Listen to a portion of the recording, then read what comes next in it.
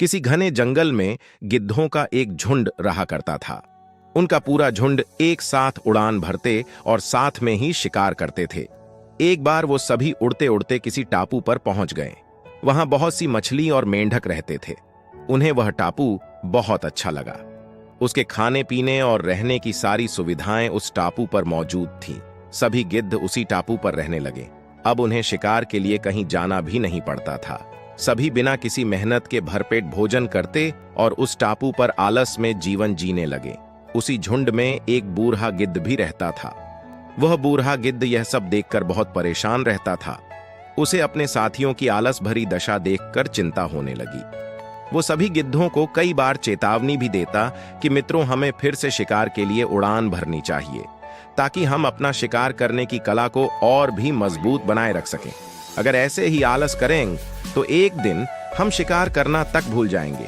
इसलिए हमें जल्द ही अपने पुराने जंगल में वापस जाना चाहिए।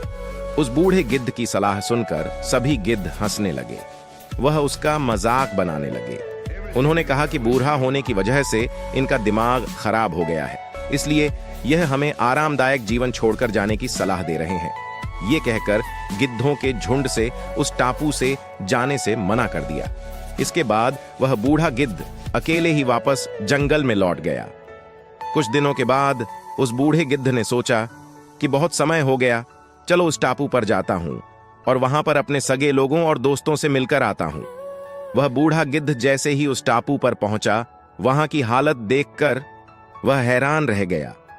वहां का दृश्य बहुत भयावह था। उस टापू पर मौजूद सभी गिद्ध मर गए थे।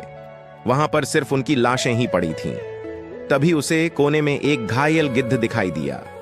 वह उसके पास गया और वहां की हालत के बारे में पूछा।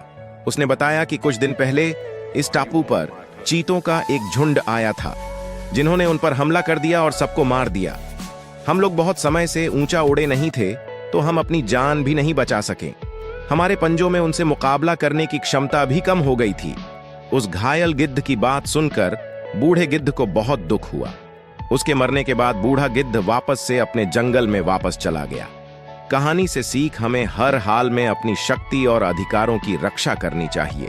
अगर आलस की वजह से अपना कर्तव्य करना छोड़ देंगे तो भविष्य में यह हमारे लिए घातक हो सकता है।